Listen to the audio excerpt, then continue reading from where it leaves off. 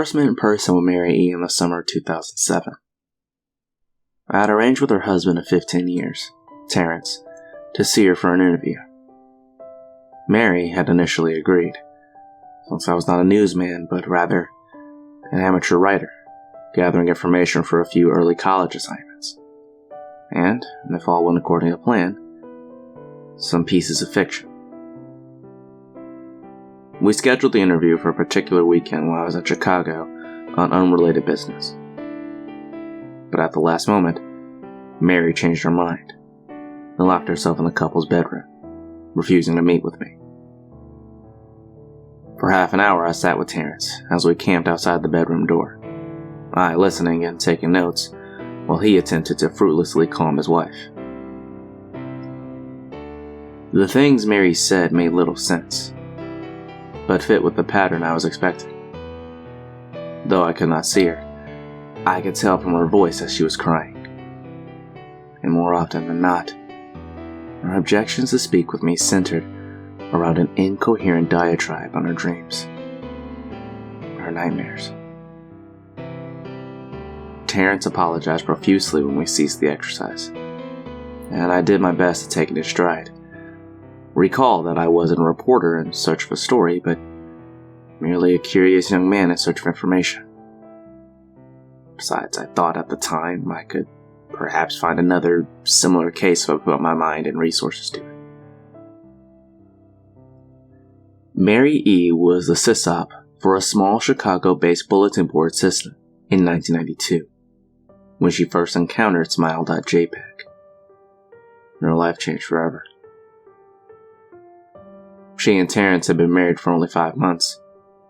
Mary was one of the few estimated 400 people who saw the image when it was posted as a hyperlink on the BBS. So she is the only one who has spoken openly about the experience. The rest have remained anonymous, or are perhaps dead. In 2005, when I was only in 10th grade, Smile.jpg was brought to my attention by my burgeoning interest in web-based phenomena. Mary was the most often cited victim of what is sometimes referred to as Smile.dog. The being Smile.jpg is reputed to display. What caught my interest, other than the obvious macabre elements of the cyber legend, and my proclivity to such things, was the sheer lack of information. Usually to the point that people don't believe it even exists other than as a rumor or hoax. It is unique because through the entire phenomenon centers on a picture file. That file is nowhere to be found on the internet. Certainly, many photo-manipulated simulacra litter the web, showing up with the most frequency on sites such as the image board 4chan, particularly the X-focused paranormal subboard. It is suspected these are fakes, because they do not have the true effect that Smile.jpg is believed to have, namely, sudden onset temporal lobe epilepsy and acute anxiety. This supposed reaction on the viewer is one of the reasons the phantom-like Smile.jpg is regarded with such disdain, since it is patently absurd. And depending on whom you ask, the reluctance to acknowledge Smile.jpg's existence might be just as much out of fear as it is out of disbelief. Neither Smile.jpg nor Smile.dog is mentioned anywhere on Wikipedia, though the website features articles on such other, perhaps more scandalous shock sites. Any attempt to create a page pertaining to Smile.jpg is similarly deleted by any of the encyclopedia's many admins. Encounters with Smile.jpg are the stuff of internet legend. Mary E.'s story is not unique. There are unverified rumors of Smile.jpg showing up in the early days of Usenet. Even one persistent tale that in 2002, a hacker flooded the forums of the website Something Awful with a deluge of Smile.dog pictures, rendering almost half the forum's users at the time epileptic. It is also said that in the mid to late 90s, that Smile.jpg circulated on Usenet, and as an attachment of an email chain, with the subject line, "Smile, God loves you."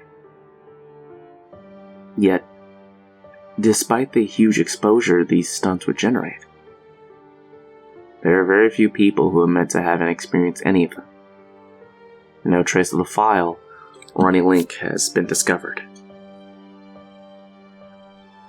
Those who claim to have seen Smile.jpg often weakly joke that they were far too busy to save a copy of the picture to their hard drive. However, all alleged victims offer the same description of the photo. A dog-like creature, usually described as appearing similar to a Siberian husky, illuminated by the flash of a camera, sits in a dim room. The only background detail that is visible being a human hand extending from the darkness near the left side of the frame. The hand is empty, but is usually described as beckoning. Of course, most attention is given to the dog or dog creature, as some victims are more certain than others about what they claim to have seen. The muzzle of the beast is split into a wide grin, revealing 2 rows of very white, very straight, very sharp human-looking teeth. This is, of course, not a description given immediately after viewing the picture, but rather a recollection of the victims, who claim to have seen the picture endlessly repeated in their mind's eye during the time they are, in reality, having epileptic fits. These fits are reported to continue indeterminably, often while the victims sleep, resulting in vivid and disturbing nightmares. These may be treated with medication, though in some senses, they are more effective than others. Mary E., I assumed, was not an effective medication. That was why after my visit to her apartment in 2007, I sent out feelers to several folklore and urban legend-oriented news groups, websites, and mailing lists, hoping to find the name of a supposed victim of Smile.jpg, who felt more interested in talking about his experiences. For a time, nothing happened, and at length, I completely forgot about my pursuits, since I had begun my freshman year of college and was quite busy. Mary contacted me via email, however, in the beginning of March 2008. From Mary E. at .net. Subject: Last summer's interview. Dear Mr. L., I'm incredibly sorry about my behavior last summer when you came to interview me. I hope you understand it was no fault of yours, but rather my own problems that led me to act out as I did. I realized that I could have handled the situation more decorously. However, I hope you forgive me. At the time, I was afraid. You see, for 15 years, I have been haunted by Smile.jpg. Smile Dog comes to me in my sleep every night. I know that sounds silly, but it is true. There is an ineffable quality about my dreams, my nightmares, that makes them completely unlike any real dreams I have ever had. I do not move and I do not speak. I simply look ahead. And the only thing ahead of me is the scene from that horrible picture. I see the beckoning hand, and I see Smile.dog. It talks to me. It is not a dog, of course, though I am not quite sure what it really is. It tells me it will leave me alone if only I do as it asks. All I must do, it says, is spread the word. That is how it phrases its demands, and I know exactly what it means. It wants me to show it to someone else. And I could. The week after my incident, I received in the mail a manila envelope with no return address. Inside was only a 3-inch floppy disk set. Without having to check, I knew precisely what was on it. I thought for a long time about my options. I could show it to a stranger, a coworker. I could even show it to Terrence, as much as the idea disgusted me. And what would happen then? Well, if Smile.dog kept its word, I could sleep. And if it lied, what would I do? And it was to say something worse would not come from me if I did as the creature asked. So I did nothing for 15 years. Though I kept the diskette hidden amongst my things. Every night for 15 years, Smile.dog has come to my sleep and demanded that I spread the word. For 15 years, I have stood strong, though there have been hard times.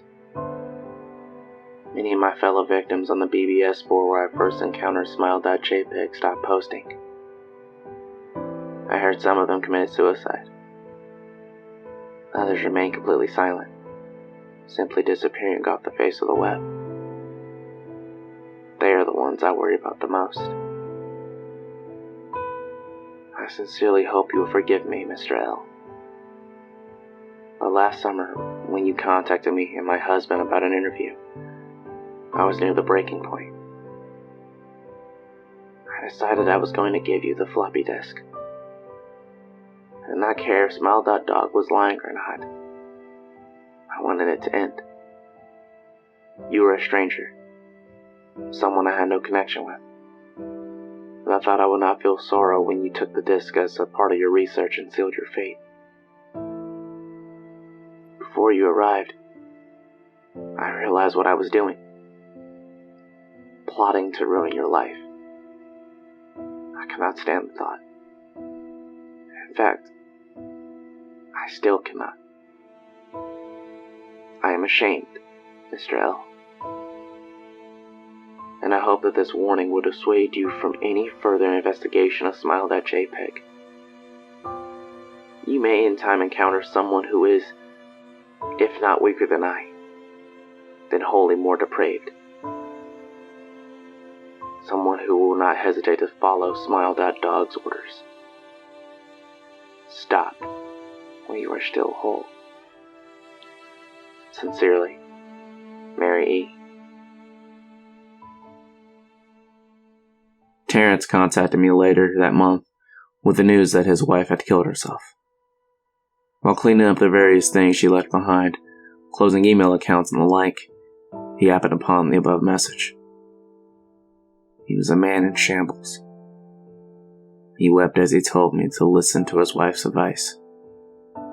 He found the disk, he revealed, and burned it until it was nothing more than a stinking pile of blackened plastic.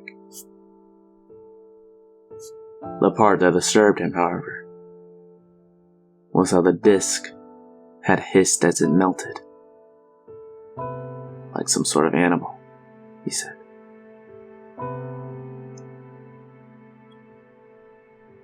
I will admit that I was a little uncertain about how to respond to this. At first I thought perhaps it was a joke, with the couple belatedly playing with the situation in order to get a rise out of me. A quick check of several Chicago newspaper online obituaries, however, proved that Mary E. was indeed dead. There was, of course, no mention of suicide in the article. I decided that, for a time at least, I will not further pursue the subject of Smile.jpg, especially since I have finals coming up at the end of May. But the world has odd ways of testing us. Almost a full year after I returned from my disastrous interview with Mary E., I received another email. From unknown. Subject, smile. Hello. I found your email address through a mailing list. Your profile said you are interested in Smile Doc. I have saw it. It's not as bad as everyone says. I have sent it to you here. Just spreading the word. The last line chilled me to the bone. According to my email client, there was one file attachment called Naturally, Smile.jpg. I considered downloading it for some time. It's most likely a fake, I imagine. And even if I was never wholly convinced of Smile.jpg's peculiar powers, Mary E's account had shaken me, yes. But she was probably mentally imbalanced anyway. After all, how could a simple image do what Smile.jpg was set to accomplish? What sort of creature was it that it could break one's mind with only the power of the eye? And if such things were patently absurd, then why did the legend exist at all?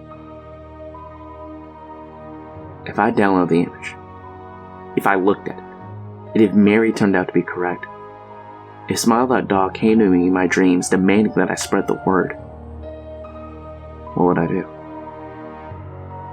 Would I live my life as Mary had, fighting against the urge to give in until I died? Would I simply spread the word, eager to be put to rest? If I choose the latter route, how could I do it? Who would I burden in turn? If I went through with my earlier intention to write a short article of Smile.jpg, I decided I could attach it as evidence. And anyone who would read the article, anyone who took interest, would be affected. And even assuming the Smile.jpg attached to the email was genuine, would I be capricious enough to save myself in that matter? Could I spread the word? Yes. Yes, I could.